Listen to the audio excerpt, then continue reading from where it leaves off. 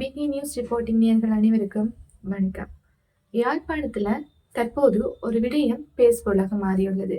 17 வயது சிறுவன் போலீசாரினால் சுட்டுக் கொலை செய்யப்பட்டுள்ளார் என்ற செய்தி தற்போது வெளியாகி மக்களை அதிர்ச்சிக்குள்ளாக்கியுள்ளது.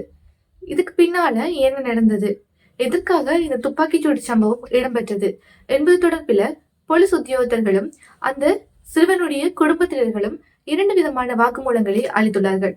இது தொடர்பா தான் இந்த வீடியோல பார்க்க போறோம். வாங்க வீடியோக்குள்ள போலாம்.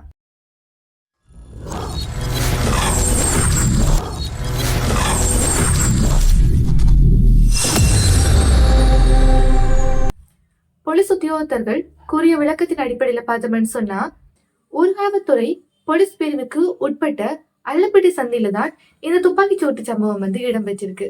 அன்று அதிகாலை 1 மணிக்கும் 2 மணிக்கும் இடைப்பட்ட நேரத்துல இந்த சம்பவமானது இடம்பெற்றிருக்கு. போலீஸ் உத்தியோகத்தர்கள் கடமையில இருந்த வேளை அந்த பக்கமா அந்த வேன் வருகை தந்திருக்கு.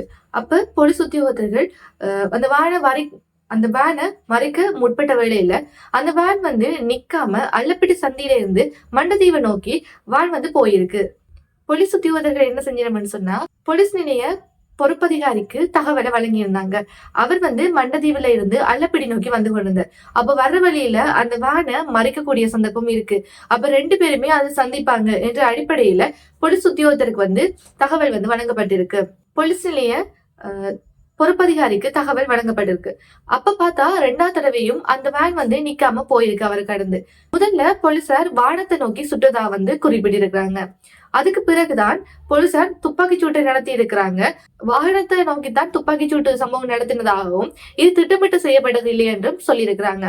அந்த துப்பாக்கி சூடு சம்பவத்துல வாகனம் செலுத்தி வந்த 17 வயதான சிறுவன் தலையில துப்பாக்கி சூடு பட்டிருக்கு. அதனால காயமடைந்திருந்ததால வைத்தியசாலை கொண்டு போயிருந்தாங்க. ஆனாலுமே அவரை காப்பாற்ற முடியல. சோசியல் மீடியாவிலையும் பல ஊடகங்களையும் அந்த வேனுக்கு பின்னாலே இருந்த சீட்டுகள் கழட்டப்பட்டதாகவும் தெரிவிக்கப்பட்டிருந்தது. இருந்தாலுமே அந்த சம்பவம் உண்மையா இல்லையா என்பது இன்னும் உறுதிப்படுத்தப்படவில்லை. இது ஒரு பக்கம் இருக்க, அந்த சிறுவன் சித்தி ஒரு பிரபல மீடியாவுக்கு பேட்டி கொடுத்திருக்கிறார்.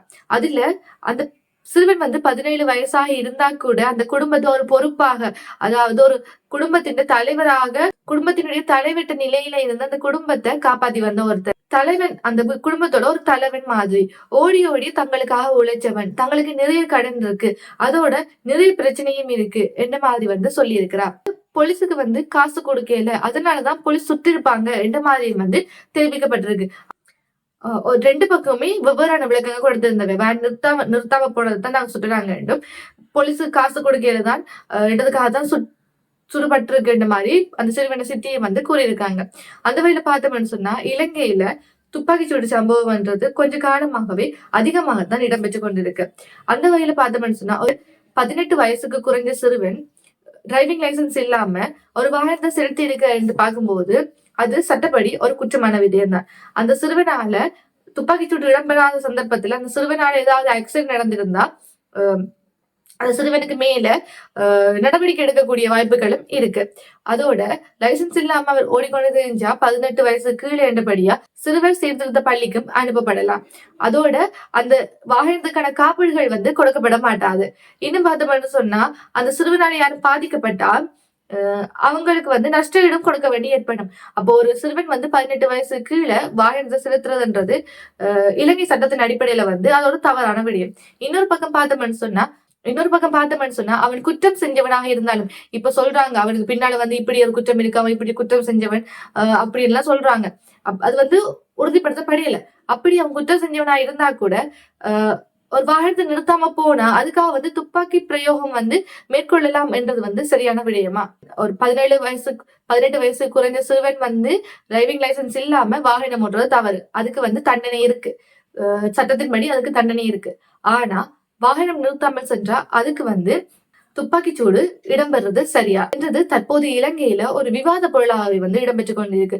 சமூக ஊடகங்களாக இருக்கட்டும், பிரபல ஊடகங்களாக இருக்கட்டும், இதுதான் இன்றைய தலைப்பு செய்தியாக சென்று அதோட மக்களிடையே 2 விதமான கருத்துக்களை நிலை வருது. 18 வயசுக்கு கீழே இருக்க சிறுவன் எப்படி வாகனம் செலுத்தலாம் என்றும், அப்படி செலுத்தியிருந்தா கூட அவனுக்கு தண்டனை இருக்கு, எதுக்காவது துப்பாக்கி பிரயோகம் மேற்கொள்ளப்பட வேண்டும் என்ற வகையிலையும் 2 விதமா சென்று கொண்டிருக்கு. இவ்வாறாக இலங்கையில் நடக்கிற விடயங்களை நீங்க தெரிஞ்சுக்கணும்னு சொன்னா மறக்காம பிகே நியூஸ் ரிப்போர்ட்டை சப்ஸ்கிரைப் பண்ணி லைக் பண்ணி கமெண்ட் பண்ணிக்கொள்ளுங்க. இதே மாதிரி இன்னொரு வீடியோல உங்களை சந்திக்கும் வரையில் உங்களிடம் விடைபெறும் நான் உங்கள் பானு.